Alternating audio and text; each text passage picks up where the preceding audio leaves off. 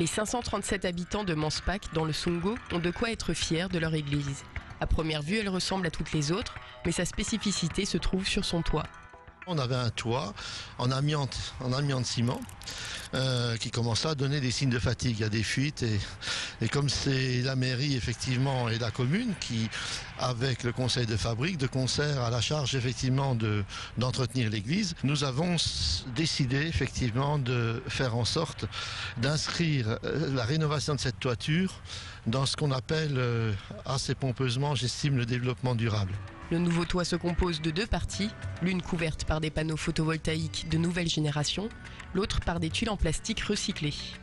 L'esthétique était déterminante. Il fallait visiblement que notre église garde toute sa beauté, toute sa noblesse et qu'elle ne puisse pas être qualifiée d'outil technologique. C'est pas du tout ce qu'on cherchait.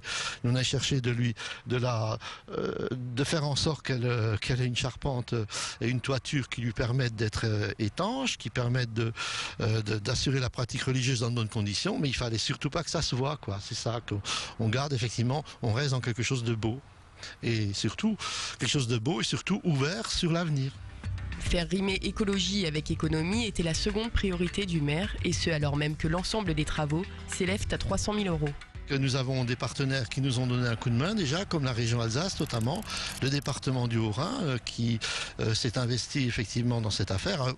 Le département, pas pour la partie solaire, pour la partie réfection de la charpente et tout le reste, quoi.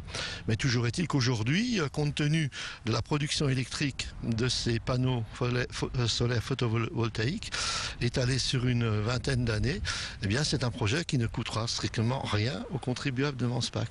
Quant au premier visiteur de l'église, le père Raymond Roulman, il accueille cette initiative avec spiritualité.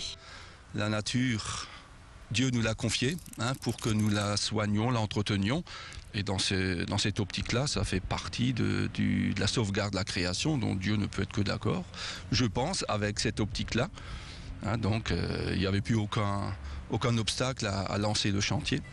1 mois et demi auront été nécessaires pour la réfection et l'installation de ce toit écologique. Il ne reste maintenant plus qu'à raccorder les panneaux au réseau d'électricité.